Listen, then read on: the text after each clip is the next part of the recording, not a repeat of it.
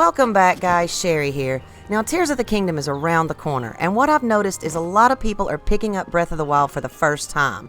And there are a lot of seasoned players that are picking it up that haven't played it in years. So I thought it would be neat to start a series of just tips and tricks that we have all learned along our journey, just so that we can help each other. So if you guys have any tips or tricks that you would like to share, please leave them in the comments. And no tip is too trivial.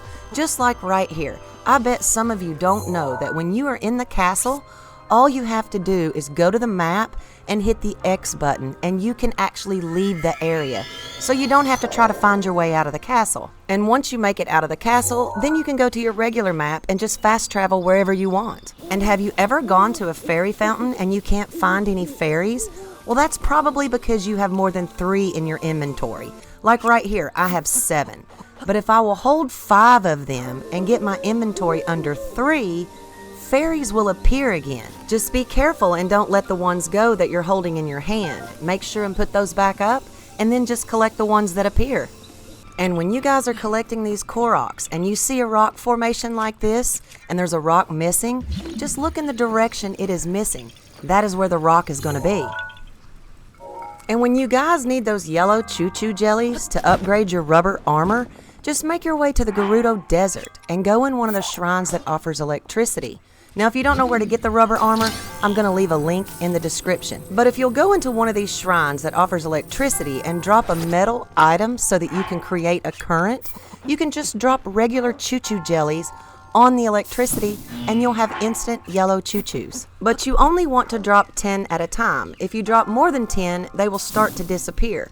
Just be careful and don't get shocked. Something else that I think is extremely beneficial, especially in early gameplay, is that enemies in camps will go to sleep at 10 o'clock, except for the archers, and I don't think Lizalfos sleep. But the ones that do go to sleep, you can actually sneak into a camp and do a sneak strike, possibly a one-hit kill, and it will just make your life so much easier.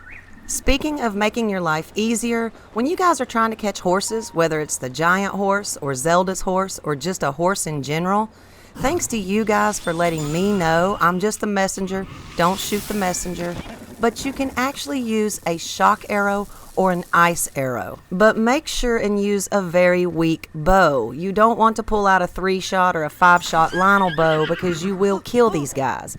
But just give them a moment to regain consciousness, get next to them.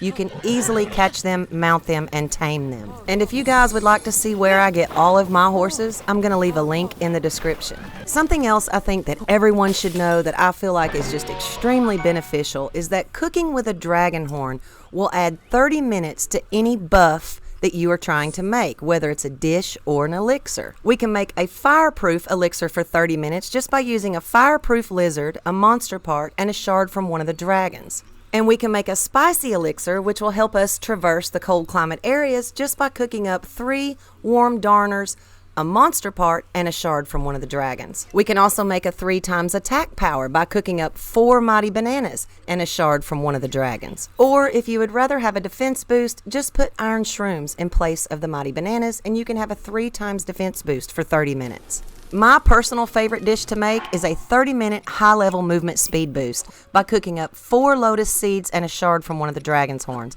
I am constantly running this boost. And if you don't know how to farm the dragons, I'm going to leave a link in the description.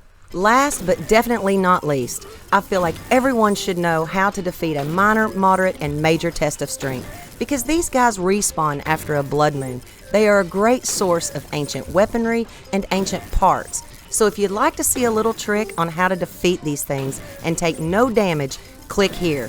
Now don't forget to leave your tips and tricks in the comments below to help others. Thank you guys so much for over 18,000 subscribers. I appreciate each and every one of you. If you're new to the channel, I hope you consider subscribing, and I'll just catch you guys next time.